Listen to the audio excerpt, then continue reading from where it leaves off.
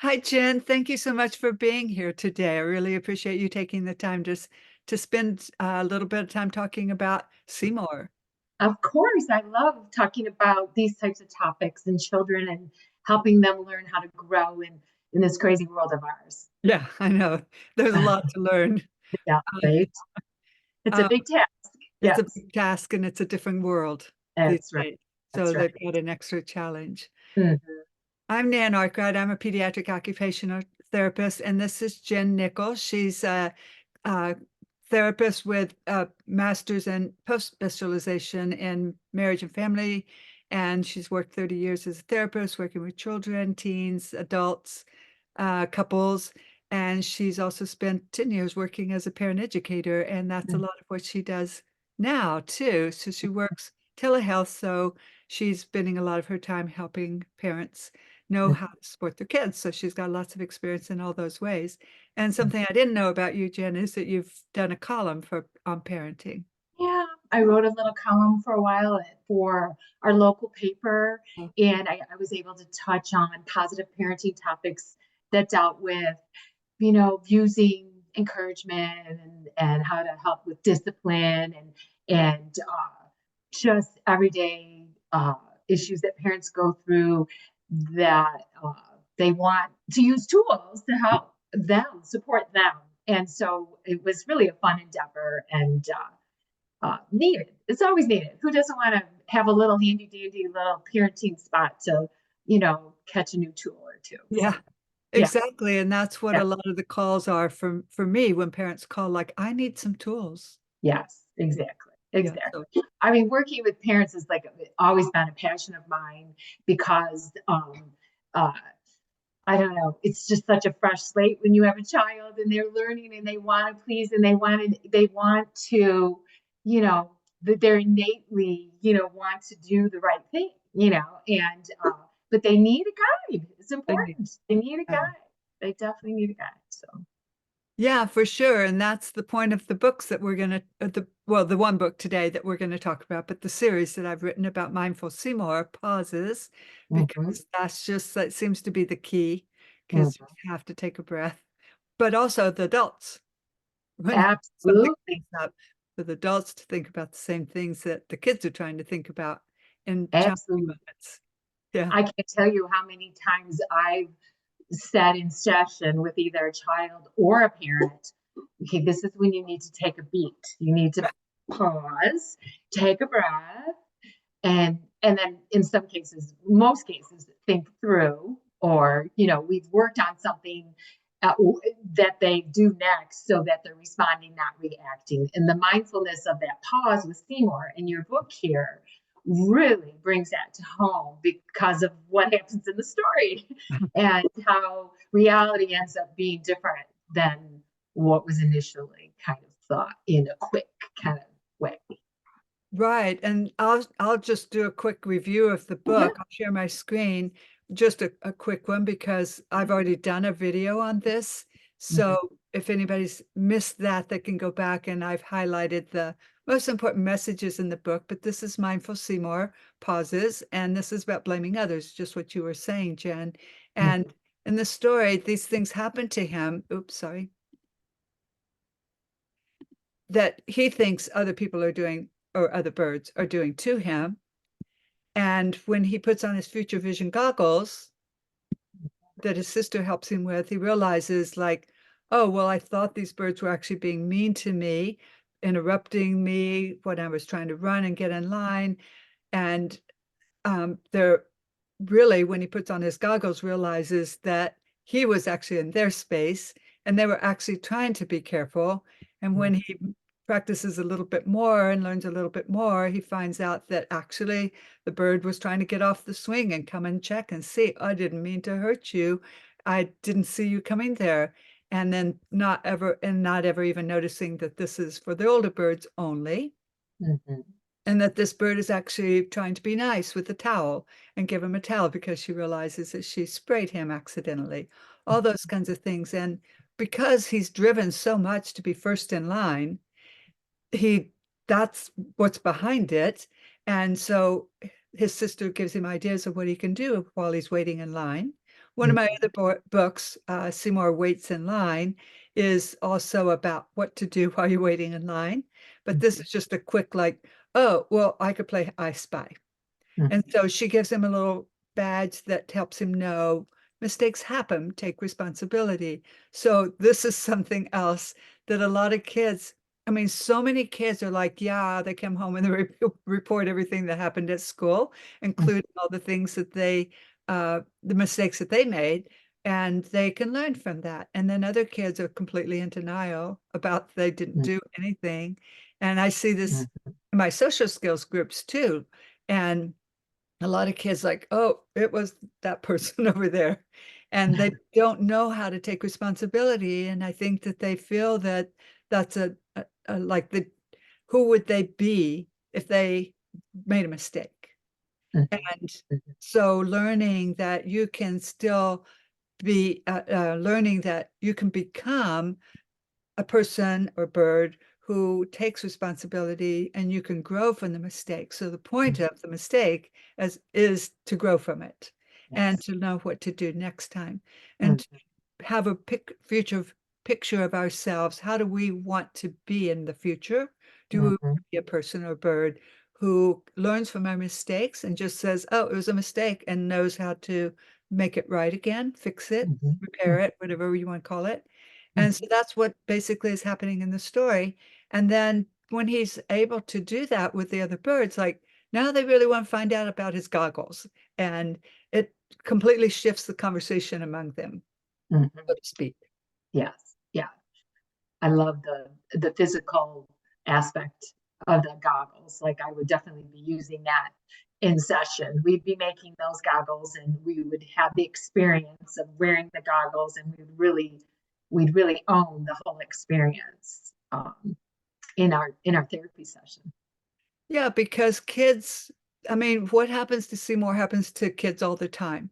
They Yes. think something else happened because they didn't have the whole picture. But we as adults, maybe are watching it play out and we Mhm, see the whole picture. We see what happened right before that they missed that made mhm, them believe that. And mhm. then, like, this is the future vision goggles are so great because really, wouldn't it be great if we could always just catch the action in the moment and Right. replay it for them like this to help them Mhm, see, oh, you missed this information. So next time, be watching out that mhm. other birds are, this is the path other birds are taking. This is the way they get in line. Does it really matter if you're first in line? Those kinds of things. Right. Slow down. They can learn about that. Absolutely.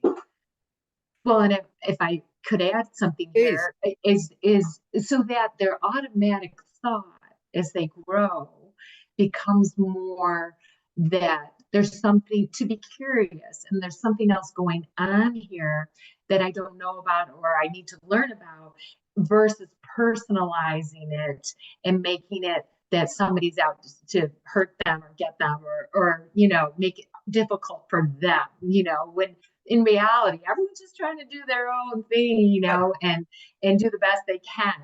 And so it allows for that pause into grow empathy is what I see it right. as, is that there's trying to put yourself in the minds of other people and trying to figure out what else is going on. So if you pause, you might have a second more to then respond versus react. And reacting is a little more aggressive, where responding is more thoughtful. It's more mindful. Yeah, that's a great way to put it, Jen. Thank you for sharing that because yeah, that's exactly right. But it's so hard for so many kids. Well, most of the kids I work with, Mhm. there's so many levels to that. And that's just another one that they're moving fast. They can be impulsive. They Yes. just misunderstand. And then Mhm. it affects their self-esteem because they do think the things are Mhm. happening to them that are out of their control or that are even intentional. And so I think that by taking responsibility and saying, take having curiosity, they think, oh, well, all right, now I know what to do. Now they feel empowered, and that helps them feel like they have more self-esteem. Oh my gosh, so much. Absolutely. And the theme of the book, and maybe you were getting to that, so sorry if I'm jumping ahead, but Please. I just what kind of bird, like you said already, do you want to be? Do you want to be a kind bird. You want to be a helpful person, bird in the story. Um, and parents can bring this slowing down, point home, at home. They can work with it by when they see this moving too fast. Whoa, slow down, put your goggles on. They can Yeah, use the cue from Seymour. And even if it's just imaginary goggles, right? Not maybe the actual, they can make them. You have it all set yeah, there, for them to make. But then they can actually practice that at home too. And then that can translate into other settings as well. right. Yeah, thank you for sharing that because yeah, we Mm. wanted to generalize, like start using this in real life. It Right. works. It makes a Yeah, it difference. does. Yeah. Yeah. Yeah. Yeah, I really want kids to be able to see themselves in the future doing these kinds of things. And Mhm. that's the right reason I called it future vision goggles. Can you see yourself doing this? And a lot of the work that I do, I have kids drawing themselves doing something in the future Mhm. that we've Mhm. just talked about. What will you be wearing? Where will you be sitting? Those kinds of things. Mhm. And Mhm. and I think it helps them. It helps all of us. And if we pay attention, we're doing this all the time in our daily Oh. routine. It's just in the Mm. background, but we're doing it. But if we stop ourselves and think, yeah, that's what we do. We're picturing ourselves, how we're going to be at a party, how we're going to be at a meeting, how we're Yeah. going to be Yeah. today. Like, Right. Yeah. and we carry it out. Okay, I got all my clothes ready for today and those kind of things, which is small, Exactly. small things, but same idea. We all think Same. It just lends itself to, executive functioning skills, yeah, and then, yeah, jumping ahead into, yeah, being a successful adult, yes, and yeah, being able to manage yourself and to, uh, again, read the room correctly, yeah, Yeah, yeah, yeah. yeah. Hmm. Yeah, it's a good way of putting it. Read the room. Yeah, yeah, yeah. So you've mentioned about some little activities the kids can do. This is another one. We'll get to the one about the goggles. But these are additional things that are on my website that adults can access and do with their child. There's also some activities, well, not activities, but some information for adults to help them understand their child a little bit more and tools for them. Yes, yes. So this is one of the popular things. I, of course, read these stories to the kids I'm working with, Mhm. and they love these little badges.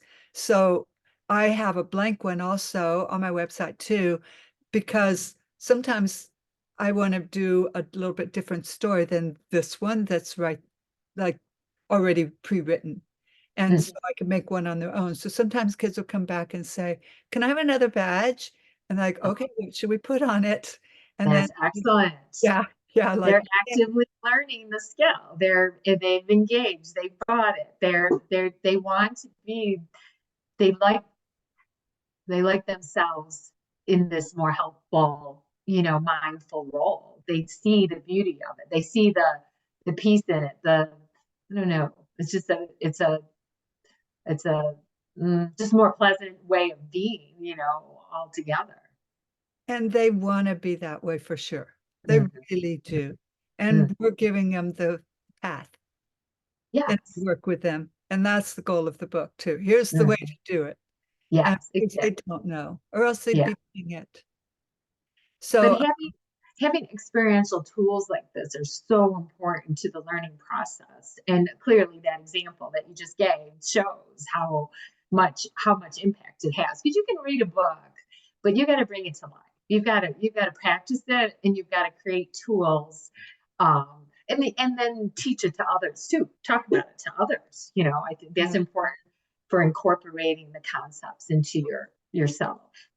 Right. Plus all the language skills that could happen in the process of retelling the story to Yeah. another child or to another adult and the sequencing and all of that. Like, yeah, It's that's, pretty rich. Yeah, that's a lot. That's good stuff for yeah. sure. Yeah. Some kids might need a little guidance from their parents. What happened first? Then what did Seymour do?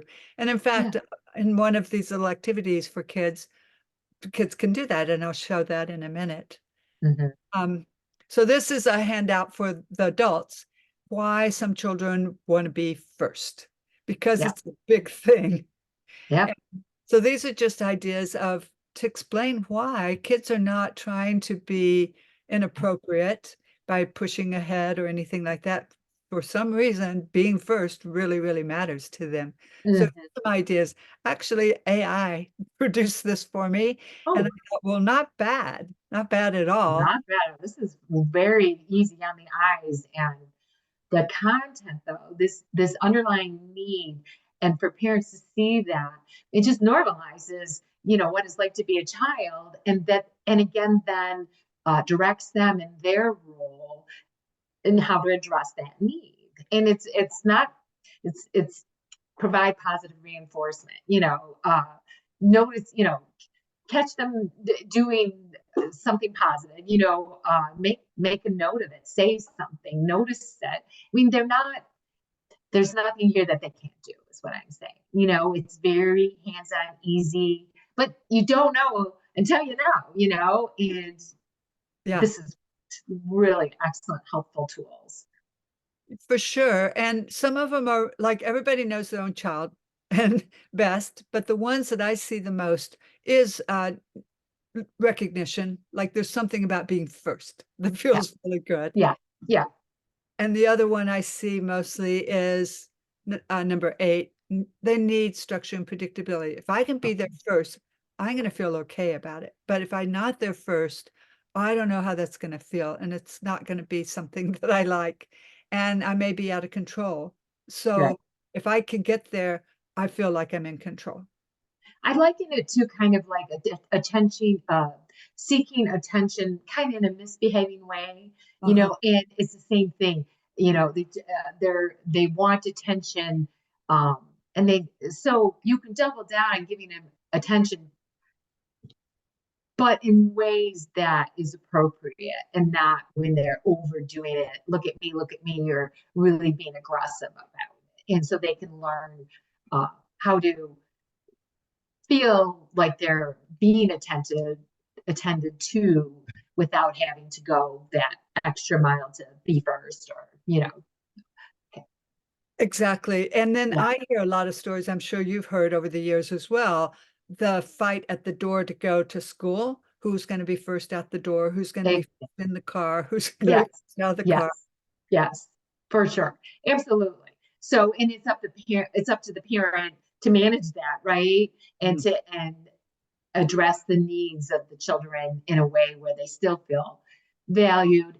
But also what you said about needing the structure, the stability. I mean, that's a way that kids feel safe, right? And so it says something about other things that are going on in their life if they have to be first all the time, right? And so we can use this information and apply it to other situations that are going on with the child, and then address it, Yeah, you know? Yeah. yeah, yeah. So these are tips, and I think parents are completely capable of understanding what's going to be the most helpful for their child. Absolutely. So these are just like reminders to help Yep. everyone along.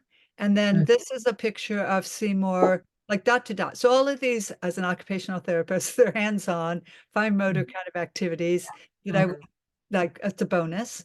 And so mhm, this is a picture of Seymour becoming. So at first in the top part, he's like just in distress because things didn't go his way.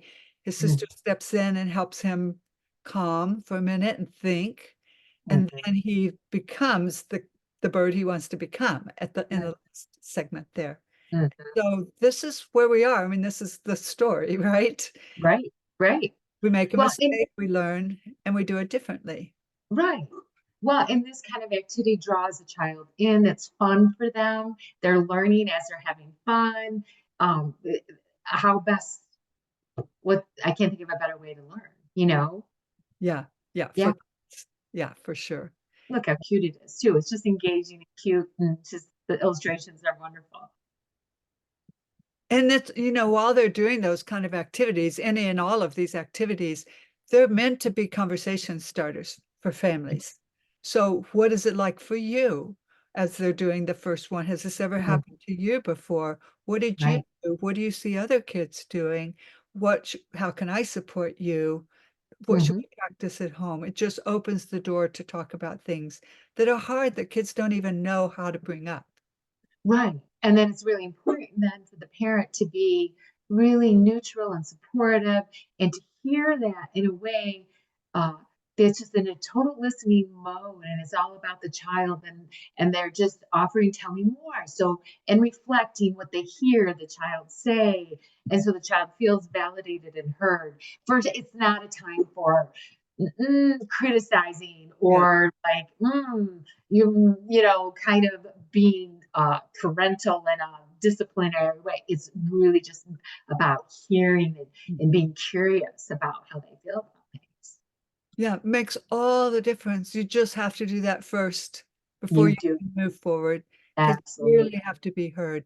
And what I sometimes say to parents is that level of empathy, it can feel remote, well, not genuine sometimes because you're Mhm. just trying to go like, I've got dinner to put on. And they're thinking about other things, but truly for the parents taking that pause also for a minute to step into their shoes and think what it must have been like and take that time and be genuine and really think what must it feel like for my child? How can I be there to be supportive?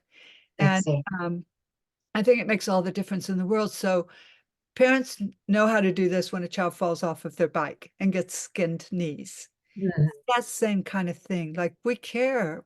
Parents, Mhm. of course, always care, but Sure. sometimes as parents we get busy, and so Right. it can be Right. hard to take that moment and say, "Oh, this is just a physical manifestation of a hurt when they fall off the bike."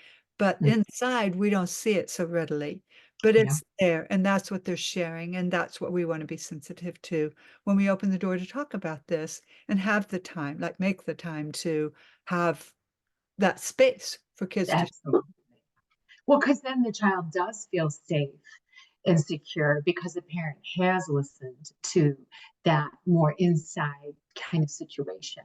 And uh, they're going to feel more comfortable bringing up even harder topics then if they felt heard in these earlier topics. So yes, the parents just take that moment to get down at their level, you know, and sit down for 5 minutes and or longer. But if let's say they're busy, but they stop and they take that pause and you know, and there's all kinds of ways to be creative with that too. Well, come up here at the sink.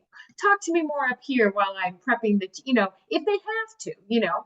But for the most part, eye contact at their level, Mm. reflective, effective listening, where you're kind of repeating back what they're saying, maybe adding an emotion, a word, you know, but you're curious, you're asking them to tell you more.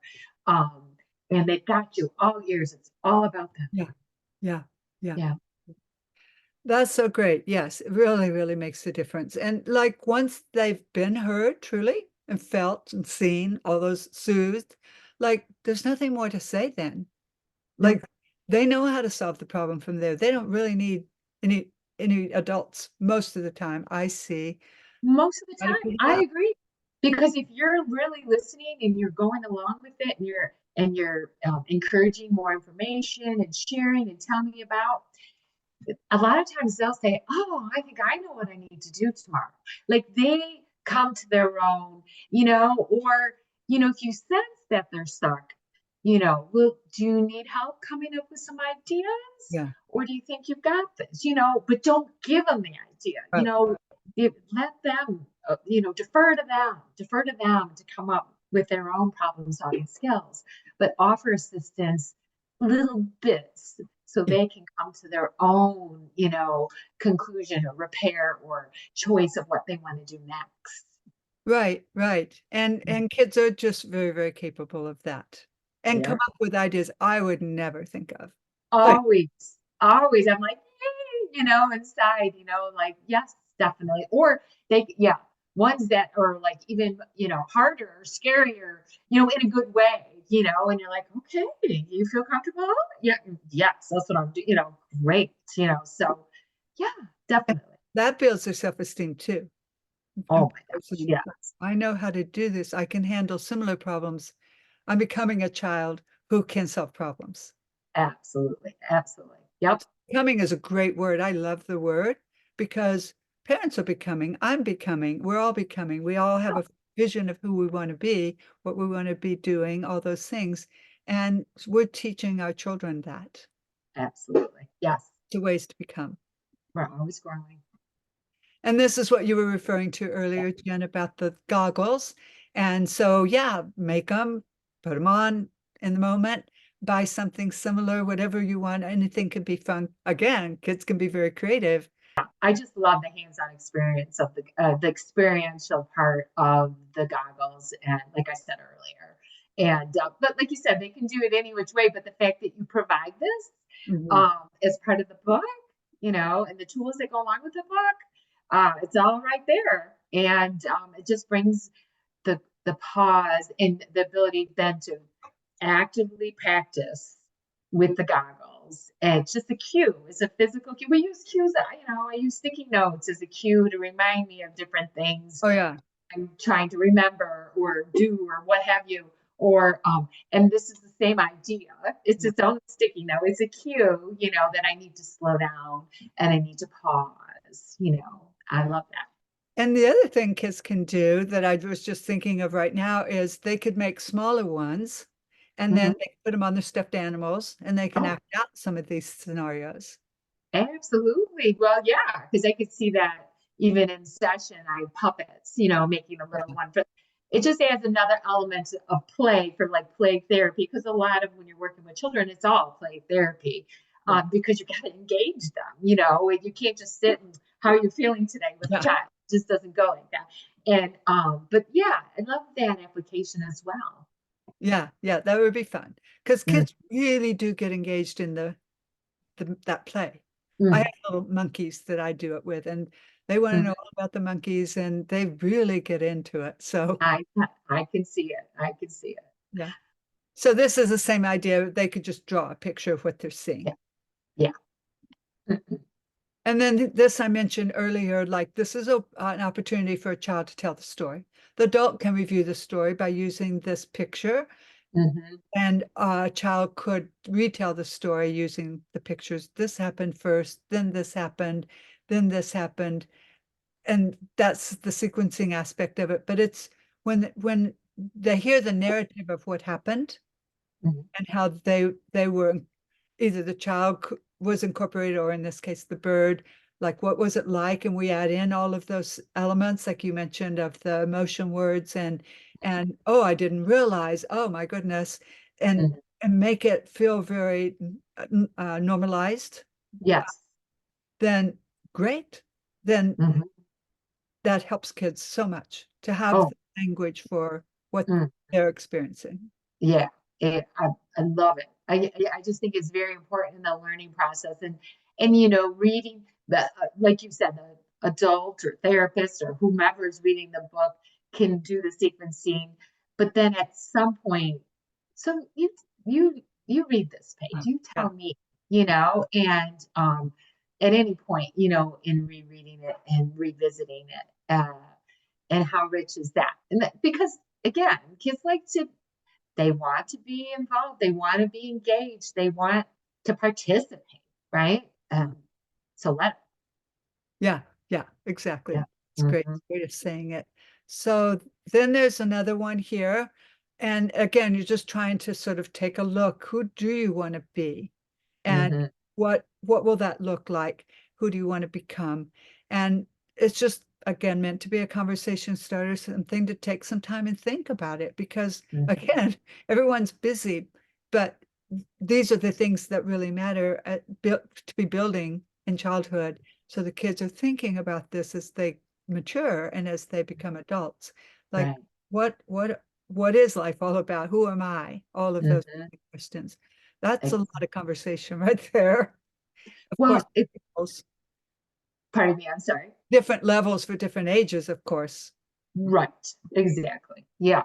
Um, it just builds, it builds self-esteem, it builds character, it helps them know themselves more. And then as they get into like a middle school setting where some of the choices are more difficult, if you will, they will feel more empowered um to make the good choice. I think, because they already know. Like that's exactly. not a match if I make that choice because I've already in clear who I want to become. I already know my values, my character. But if I do Exactly. that, that'll be a misfit. So Exactly. yeah. Yep. Yep. And then this one, actually, I thought you were kind of going to go here a minute ago. This Mhm, idea of our thoughts affect our emotions, affect our behavior, it goes round and round. So mhm, this is kind of the theme of the story too, and that is that if we think that those birds were being mean, we're going to feel hurt and frustrated and mhm, overwhelmed, and we will act that out in a way mhm. that's not ideal, maybe yelling or pushing or something like that. On the other hand, and you can start on this triangle anywhere, you're feeling Right. frustrated, like, what happened, Seymour? Well, those birds were being mean to me. And oh, I saw that you, well, I saw that you were being physical with the other birds. What Mhm, happened? You look mhm, upset about something. Yeah, well, they were being mean. Now you can pull it apart and find out what happened. Or alternatively, if you have a different perspective on what the birds typically, like if your experiences are usually positive, like you're probably going to assume the best of those birds. That maybe ex- they let it roll off the bird's back, or Seymour's back, I should say, or they just assume the best of them. It was probably an accident. And then they're going to be having a completely different experience. exactly. Well, and the more that they can do that, the happier they're just going to be in life. And this is such a like a therapist diagram what you have here for my, for being a therapist. It's cognitive behavioral therapy, 101, what I do a lot, because there's adults that I see that their automatic thought is more on the negative or irrational side, is not really based on evidence, and so therefore then they feel any of these things that you're showing that Seymour feels. And then, there's a behavior, that's associated with it. And it's the same exact. And so we work a lot on undoing irrational thoughts, with Yeah. adults and teens and kids too. But this is at the kid level exactly what's needed. And so that we're not we're accountable to where what's our responsibility, but we're not taking on other people's stuff, like, we're assuming that people are good and that they're trying their best, and that it's not that everybody is out to get me or hurt me or something along those lines. Yeah, assuming the best. And Yes, and we assume the best of the kids we're working with too, because they are doing the best they can. yeah. And maybe they need the help. And that's a great way because then the kids get that someone's supporting. They're not blaming or accusing or any of those kinds of things that they often get from their peers. Right. They're, Exactly. yeah. Yeah. Yeah. So a different way of hearing them and being with them makes all the difference for them. It does. And it lends itself to being more logical and um and less overly emotional, if that Yeah. makes sense Yeah. to you. Yeah. And seeing things again in a rational way, that perspective taking. But you can't do that if you're going too fast. So Yeah. the pause is really important. And so learning that is just rich for future growth and as you go on into adulthood. So, Yeah, great summary. Thank you. mhm. And then another little game like what do you do when you're waiting in line? So Yeah. I just created this I Spy game for what pay attention to what other people are doing around you and learn from that. And Mm, just see, can you find somebody apologizing? Can you find somebody sharing? Can you find mm, somebody following a rule? Gives mm, them something to do while they're waiting in line. mhm. Anywhere, not just in line at school, but anywhere. Right, right. Anywhere, anytime, for sure. Yeah, at home with their siblings, for sure. Exactly. Yeah. Yeah. Even with their dog. Is the dog Uh, following the rules? yeah, I love it. What about your I'm doing dog? it. Yeah, yeah, yeah, definitely. And this is just, sort of affirmations, like something fun, unscrambling the words. And Mhm, mm. trying to help remember that these are the ways that I want to see myself, the ways Mhm, that I want to believe about myself, mhm. done in a fun way for kids. Yeah, A yeah. word search with some of the kind words, Mhm, helpful words. And then mhm. this is just like, like back in the day with highlights, I guess they still do it. I'm not too sure. Yeah, Yeah, sure yeah. they do. Like, what are the differences between the two scenes? And so it's Mhm, like noticing like what's different between the first one and the second one that he didn't notice. mhm, But when he mhm. slowed down, he saw, oh, there Yeah, was a reaction for them that he didn't see because his back was mhm, to them. And he mhm. made an assumption that they were actually trying to be unkind to him when that's not it at all. So it's Right. just drawing attention to that. I think it's good to illustrate that and show that like that. And so it's just another way to bring the point home, another way to learn with the visual here. Yeah, yeah. So that's all those little goodies that I made. It was Mhm. so fun talking with you today, Jen, about all of this. And do you have anything more you wanted to share? Oh gosh, there's just so much there. I just think your books are just all of them. Mindful Seymour pauses is great, and you have a whole series A with series, this is a with series of several. seven. Yeah. Yeah, It could yeah, probably be 70, right? But yeah. right now, That's wonderful. I mean, this is just so needed and so helpful for parents for sure, and for therapists as well. Um, you know, I, I don't know. I think that, parents need all the tools they can get, and so I really encourage the parents that I talk to have a time. I encourage every day. I think it's really important for them to sit down and read books with their kids, Mhm. and that it's just such a valuable, rich time of day. Yeah, And usually at that time of day, you have your child's total attention, and yeah, it's just a good time to learn a little something, along with maybe some other books that are just entertaining. yeah, But the thing about Mindful Seymour is that it's entertaining too, and the pictures are really, it's engaging, it's colorful, it's pleasant to look at. And who doesn't want to talk about helpfulness and yeah. kindness and learning something and then applying it to something in real life, in that moment too, if you can. So it just fits right into my uh, strategy with positive parenting and how to support your child. Uh, so I appreciate that you invited me here to review those tools with your audience, and it's been my pleasure.